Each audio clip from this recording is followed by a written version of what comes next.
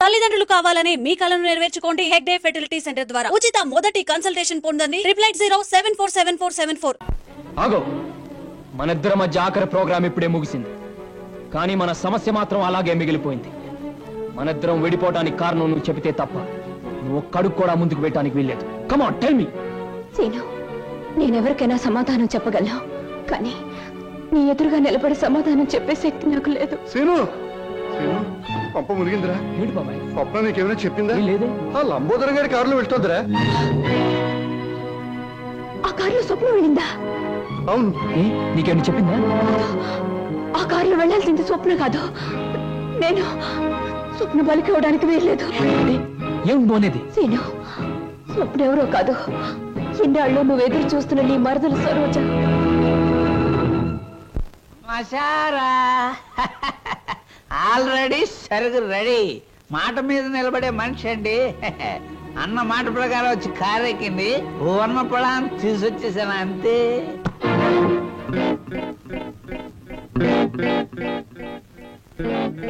ఇదేమిట్రా పాత్ర మారిపోయింది?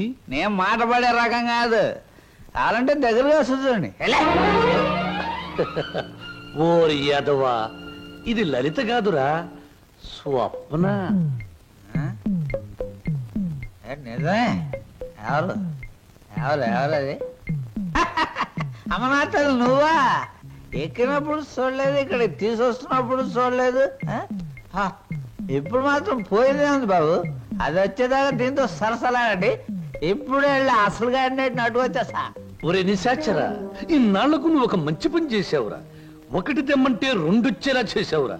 వీళ్ళిద్దరి మధ్య ఏదో గూడి పుఠాణి ఉంది, వెళ్ళి తీసుకురా ఆ బటాడీని. అలాగే దేవరా. ఆగు, ఇందులో మరెవరి ప్రమేయం లేదు. నేను కావాలని వచ్చాను. లలితను మాత్రం వదిలే. ప్రోగ్రామ్ ఫిక్స్ అయ్యాక అనుకున్న టైంలో ఆడది నా పక్కన ఉండకపోతే, ఛీ, నువ్వు మా వంశంలో తప్పబుట్టామని మా తాత ముత్తాతలు, వాళ్ళ తాత ముత్తాతలు కూడా కల్లోకొచ్చి లేపి మరీ తిడతారు. అది కాదు, నువ్వు నన్ను కోరుకున్నావు, నేను నీకు లొంగిపోతున్నాను. నేనేమైనా సరే లలితను మాత్రం వదిలే. ఎలాగైనా శ్రీనివాస్కి లలితకి అనుకున్న ముహూర్తానికి పెళ్లి జరగాలి. నువ్వేం చెప్పినా చేస్తాను, పెళ్లి జరగడానికి వీల్లేదు అంటుంది లలిత. నువ్వేం చెప్పినా నేను చేస్తాను, ఆ పెళ్లి జరగాలి అంటుంది స్వప్న. ఇది మిస్టరీయా, హిస్టరీయా, లేక హిస్టీరియానా? లేదు, నేను చిన్నప్పటి నుంచి మా బావ కోసమే బ్రతికాను. ఎవడా బావా? శ్రీనివాస్ నా సొంత బావ. మా మేనత్త మేనమావలు జమీందార్ శ్రీధర్రావు గారిని కాపాడాలని పొలం తగాదాల్లో చనిపోయారు.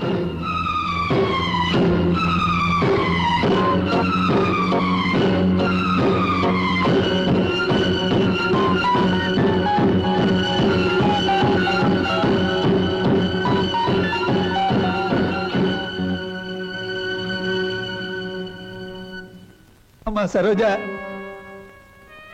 నా పేరు నీకెలా తెలుసు? అమ్మా, నేను నీ నాన్ననమ్మా. నీ నాన్నని లచ్చిని సీన్ని అమ్మేసి నేను దూరం చేసిన దుర్మార్గుండి అమ్మా, దుర్మార్గుండి. బాబు బాబు, మీకు దండం పెడతాను, మీ కాళ్ళు అట్టుకుంటాను. అది నా కన్న కూతురు బాబు, దాన్ని ఏం చేయకండి. వదిలేయండి బాబు, వదిలేయండి. భలే చెప్తున్నావురా. అసలు నువ్వు నా దగ్గర తీసుకొచ్చే ఆడపిల్లలందరూ ఇటుక బిడ్డలు కాదురా, ఎవరో ఒకరు కన్న బిడ్డలే. అసలు ప్రాంతీయసారా ఎందుకు కనిపెట్టారో తెలుసా? ఇలాంటి పరిస్థితుల్లో ఉపశాంతి కలుగజేయడానికి. ఈ సమాజంలో సెంటిమెంటు విలువ కేవలం ఒక పెగ్గు బ్రాందీ. బాగా తాగు, నీ బాధలన్నీ.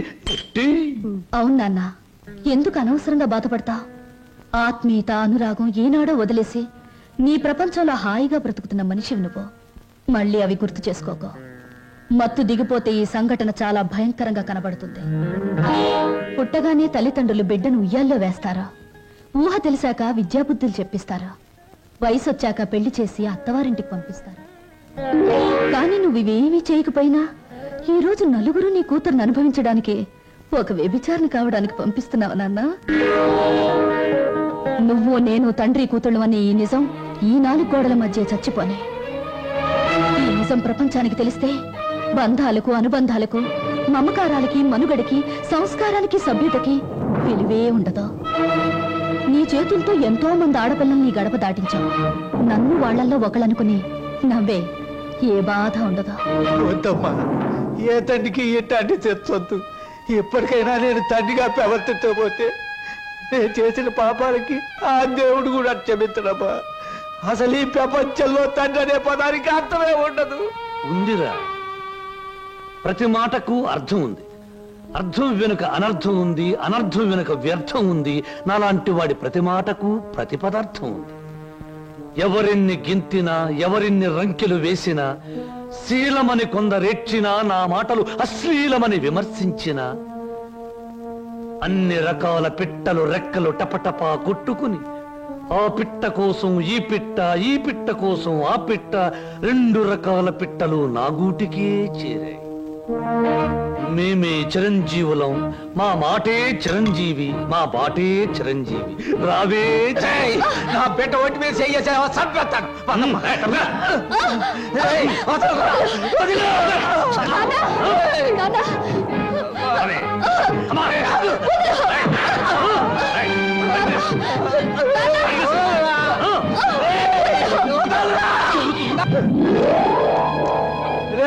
నా బిడ్డకు అన్యాయం చేయకురా.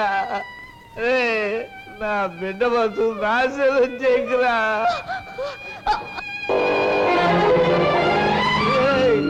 నా బిడ్డకు అన్యాయం చేయకండిరా. నా బిడ్డకు అన్యాయం చేయకండి బాబు. బాబు, నా బిడ్డకు అన్యాయం జరిగిపోతుంది బాబు. మామయ్య, బాబు సీను, నన్ను క్షమించమని అడగరా. నా బిడ్డను రక్షించరా. సరోజ్ ఎక్కడ మావయ్య చెప్పు.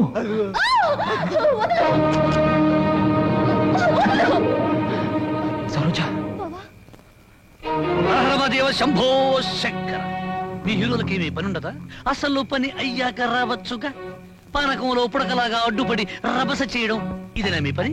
ఇంకేమీ పని లేదా? రబస్ చేయటానికి కాదు, రక్తి కట్టించడానికి వచ్చాను. చూస్తావా? నేను నువ్వనుకున్నంత చవట దద్దమ్మన కాదురా. అంగబలంలో రారాజుని, ఆర్థిక బలంలో మహారాజుని. చవట దద్దమ్మలారా, వాణ్ణి చెరుకు పిప్పిలాగా పిప్పి పిప్పి చేసి పచ్చడి కింద బాగా దంచేయండి. దాని లోపలికి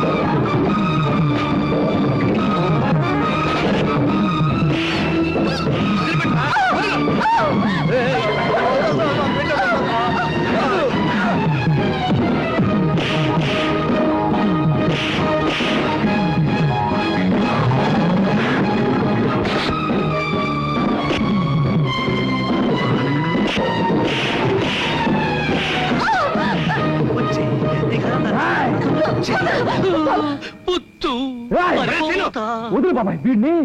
ఆగరా, నువ్వెందుకు నీచుని చంపి నేరస్తులు అవుతావు? ఆగు. అవును బాబు, ఈడంతా తేలిగ్గా సావటానికి వెళ్ళలేదు. జైలు గోడల మధ్య కుళ్ళి కుళ్ళి సావాలి. వీడి గుట్టుమట్టని నాకు తెలుసు బాబు. నేనే ఎన్ని పోలీస్ స్టేషన్లో అప్పచెప్పొస్తాను. చిన్నోడివైనా నీకు చేతులు ఎత్తి మొక్కుతాను. నా బిడ్డను క్షమించమని అడిగే అర్హత నాకు లేదు బాబు. నేను చేసిన దుర్మార్గాల్ని మర్చిపోయి నా తప్పుల్ని క్షమించి నా బిడ్డని కాస్త ఆదరించు బాబు.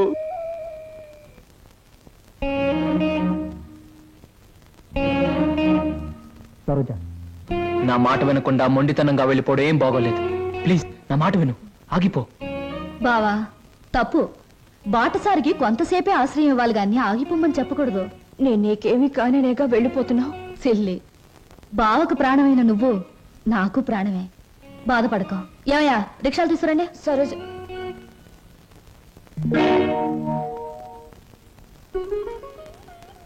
అంకుల్, చీ చీ చీ, ఏమిటి మీ కళ్ళల్లో కన్నీళ్ళా? నో నో నో నో, అవన్నీ నాకే సొంతం. ఇంకొకరి కళ్ళల్లో చూడడం నాకు ఇష్టం ఉండదు. స్వప్న, నువ్వు అందరికీ సమాధానం చెప్పావు, నాకు కూడా సమాధానం చెప్పాళ్ళమ్మా. నువ్వే ఇంటికి వచ్చినప్పటి నుంచి నేను అభిమానించాను. నువ్వెవరో తెలిసిన క్షణం నుంచి నీ బాధను నేను కూడా పంచుకున్నాను. నువ్వు కోరుకున్న దక్కలేదని తెలిసిన మరుక్షణం నిన్న సొంత బిడ్డలా చూసుకున్నానమ్మా. అంకుల్, ఒక్కటి చెప్పమ్మా, ఈ ఇంట్లో మాతోనే ఉండి బిడ్డల్లేని మాకు ఓ బిడ్డ అవుతావా? మమ్మల్ని కాదని దూరంగా వెళ్ళిపోయి ఈ ముసలి వాళ్ళ కళ్ళల్లో కన్నీళ్లుగా మిగులుతావా? చెప్పమ్మా. అంకుల్, నువ్వెక్కాల్సిన ప్రతి ట్రైను మిస్ అయ్యి అందరికీ దూరం అయ్యావు. మా అందరికీ దగ్గర అవడానికైనా ఈసారి నువ్వు ట్రైన్ మిస్ అవ్వాలమ్మా. మా కోసం. అంకుల్, ఉంటాను అంకుల్, ఉంటాను, మీ దగ్గరే ఉంటాను. 1959లో నలుగురు హీరోలు ముగ్గురు హీరోయిన్లు కలిసి నటించిన చిత్రంలో 2 ఇంటర్వెల్లు 3 శుభాలు పడ్డాయి. ఆ చిత్రం పేరేమిటి? ఆ హీరోలు ఎవరు? హీరోయిన్స్ ఎవరు? 3 శుభాలు వేసిన నిర్మాత ఎవరు? ఆయన ఎవరో నాకు తెలియదు కానీ నేను మాత్రం కింద జన్మలో నీ పెళ్ళాన్ని నువ్వు మొగుడే ఉంటావు. అప్పుడు నేను ఏడిపించాను, ఇప్పుడు మాత్రం నన్ను నవ్విస్తున్నావు.